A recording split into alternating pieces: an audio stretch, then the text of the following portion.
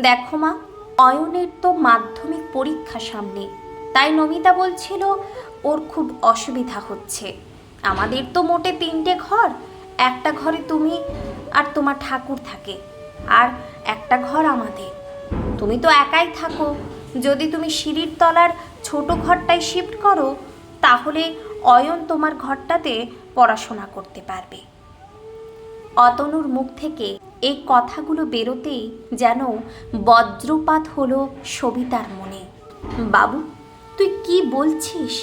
তোর বাবার স্মৃতি নিয়ে আমি এই ঘরে আছি, আর সেটাই কি তুই আমার কাছ থেকে কেড়ে নিতে চাইছিস? এই বয়সে আমাকে এমন দিন দেখতে হবে ভাবিনি কখনো। বলতে বলতে কান্নায় ভেঙে পড়লেন তিনি। পরিস্থিতি আর সামলাতে না পেরে অতনু অফিসে বেরিয়ে গেল। সন্ধ্যায় ফিরে দেখে সবিতা দেবী মুখ ভার করে বসে আছেন। সারাদিন কিছুই খাননি। নমিতা অনেক চেষ্টা করেও কিছুই খাওয়াতে পারেনি তাকে। পরের দিনও একই অবস্থা। সকাল থেকে মন খারাপ করে বসে আছেন সবিতা দেবী। তখন অতনু এসে মায়ের পাশে বসল। মা, তুমি এত মন খারাপ করছো কেন? বাবার ঘর তো এখানেই থাকবে, আমি কি ঘরটা ভেঙে ফেলছি? শুধু অয়নের পড়ার জন্য একটু ব্যবস্থা করছি। কিন্তু এই কথাগুলো যেন মায়ের মন ছুঁতে পারল না। সেই রাতেই সবিতা দেবী চুপচাপ নিজের সুটকেস গুছিয়ে নিলেন। পরদিন সকাল হতেই অতনু সবিতা দেবীর ঘরে এসে দেখল সবিতা দেবী রেডি হয়ে বসে আছেন সুটকেস নিয়ে। মা, তুমি এত সকালবেলা সুটকেস সাথে কোথাও যাবে? তুই কি ভেবেছিস আমার কি কোনো যাওয়ার জায়গা নেই?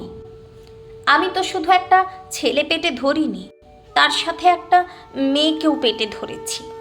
ছেলে মাকে না ভালোবাসলেও মেয়ে তো ভালোবাসে, তাই এখন থেকে আমি তার কাছেই থাকব। যখন তিনি ঘর থেকে বেরিয়ে যাচ্ছিলেন অতনু ছুটে এসে বলল, মা, তুমি এভাবে বাড়ি ছেড়ে যেও না। তুমি ভুল বুঝছো, নমিতা তোমাকে কষ্ট দিতে চায়নি।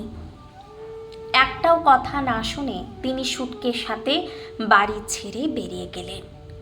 অতনু আর কিছু করতে না পেরে সঙ্গে সঙ্গে তার দিদিকে ফোন করল। দিদি, ভুল বুঝিস না, মা আধ ঘন্টার মধ্যেই তোর বাড়ি পৌঁছে যাবে, একটু দেখিস ওকে। তারপর ধীরে ধীরে সে দিদিকে পুরো সত্যিটা জানালো। তুই তো জানিস দিদি, এই বাড়িটা দাদুর দাদুর আমলের। মা কোথাও একটু ইট পাথর ভাঙতেও দেয় না, কিন্তু বাড়ির যা অবস্থা খুব খারাপ হয়ে গেছে।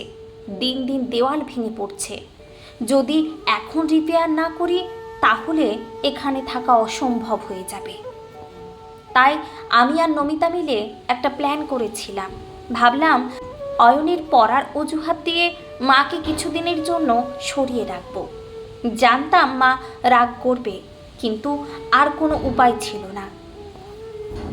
ওপাশ থেকে শান্ত গলায় দিদি অপর্ণা বলল, ঠিক আছে ভাই, তোকে অত চিন্তা করতে হবে না, মাকে আমি সামলে নেব। এরপর শুরু হলো বাড়ি মেরামতির কাজ। অতনু, নমিতা আর ছোট ভাই রতন মিলে পুরো বাড়িটা নতুন করে গড়ে তোলার পরিকল্পনা করল। মিস্ত্রি এনে ধীরে ধীরে পুরনো ভাঙাচোরা অংশগুলো ঠিক করা হলো। সবচেয়ে বেশি যত্ন নিয়ে সাজানো হলো সবিতা দেবীর ঘরটা। তার পছন্দের রং, পুরনো কাঠের আলমারি, নতুন করে পালিশ, বসানো হলো ঠাকুরের সিংহাসন। সব কিছুই আগের মতো, বরং আরো সুন্দর করে সাজানো হলো। দেখতে দেখতে কেটে গেল একটা মাস। এই 1 মাসে সবিতা দেবী মেয়ের বাড়িতে থেকেও বারবার ছেলের বাড়ির কথাই ভাবছিলেন, কিন্তু অভিমান তাকে ফিরতে দেয়নি। অন্যদিকে অতনু প্রতিদিন অপেক্ষা করেছে কবে সে তার মাকে ফিরিয়ে আনবে। পরবর্তী গল্পের অংশটি আমি খুব শীঘ্রই আপনাদের সঙ্গে শেয়ার করব।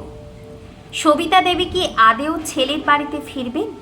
অতনু কি পারবে মায়ের অভিমান ভাঙাতে, নাকি এই ভুল বোঝাবুঝি আরও দূরত্ব তৈরি করবে? পরবর্তী পর্ব নিয়ে আবারও হাজির হব। কলম ও কণ্ঠে বর্ষা। ভালো লাগলে অবশ্যই শেয়ার করতে পারেন। রাধে রাধে।